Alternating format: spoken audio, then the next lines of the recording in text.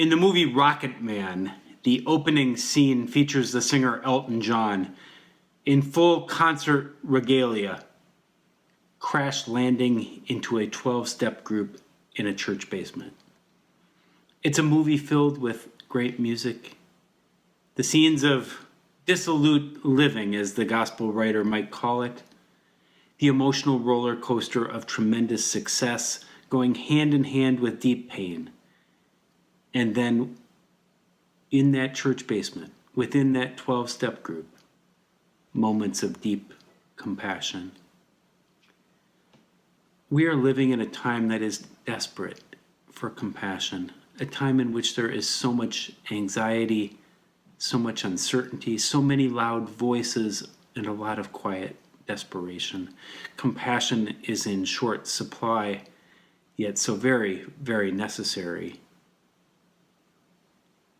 Our distance learning vacation Bible school this summer is called Compassion Camp. And today, compassion at the table. Compassion and grace are at the heart of our gospel story for today. It's a story that could be set in many of our families. Change the gender around, insert a different precipitating event, and be open to the rivalries and questions and fears that go way back, and then press play. It's a powerful story that puts us right into the feelings and mindset of the characters. It arouses deep connections and passionate feelings about life and about fairness and about grace and compassion and the very nature of God. It's the parable of the prodigal son. According to Webster's dictionary definition, the son who is exceedingly or recklessly wasteful. It's one of the most popular and familiar stories of all the parables that Jesus ever told. And there are as many sermons in this passage as there are hearers of the story. Some might identify with the angry, self-righteous son. Those who have lived hard lives and have seen the light and found love know how the prodigal feels to be welcomed home. Parents are all too familiar with hearing their children say hurtful things, and some have watched children leave home and do stupid things. And they know that love never ends, and they would do anything to have their children arrive home safely. The parable of the prodigal son is a story of unexpected grace and the honesty of hurt feelings and bad choices and unresolved jealousies. The story leaves the audience on edge, and not all participants experience a happy ending. In the conclusion to this gospel story, the feast has begun, but then is put on pause, waiting to see if the older son will come in to eat, waiting to see if grace can be accepted, for there's compassion to be had at that table. If only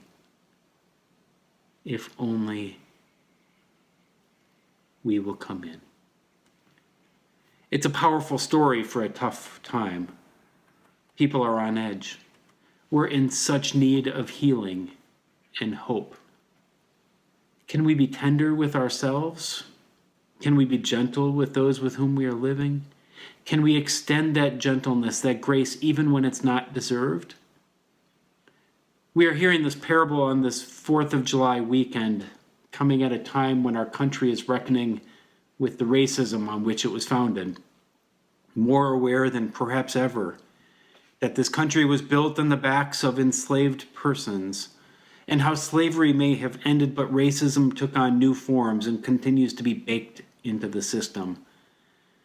And so it's jarring on this 4th of July weekend to hear of a protagonist in a story from the Bible who has slaves.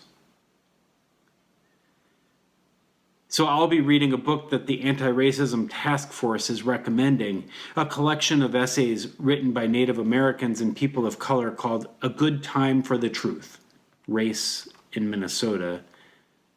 And I invite you to read it with me. We will be finding ways to hear those stories and see how they intersect with our stories. for we're in a time when much feels jarring. And in this time, we need to be able to listen to ourselves and to others if we want to find the compassion and healing that God offers. It's said that there are as many sermons as there are listeners in the congregation. So let me ask a few questions for you to ponder today and in the days to come. What character in the story of the prodigal son seems most like you? The father?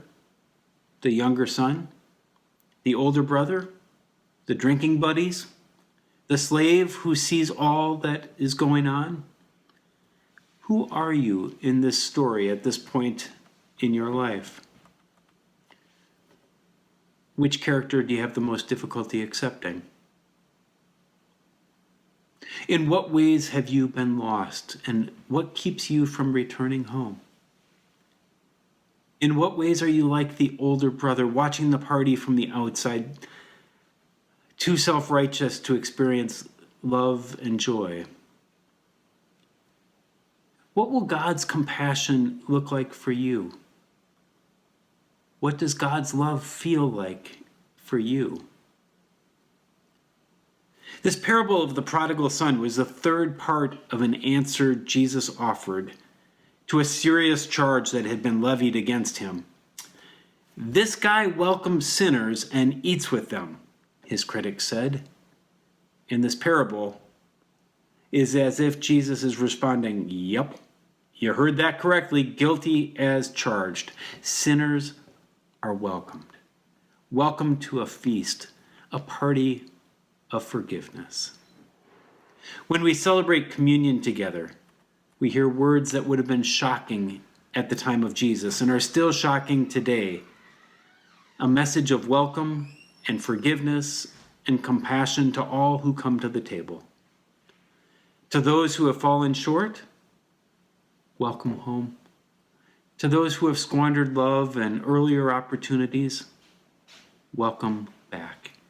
To those who think they will never be good enough for the God of love, welcome home. You are loved. In the end, it's a story about God's forgiveness and grace and compassion. And the good news is that we are not treated for what we have done, but by what God does. We are continuing our theme of this year's distance learning, Vacation Bible School, virtually, and it's called Compassion Camp. And today we remember that God's compassion can be found at the table. So be loved, be kind, be you. Amen.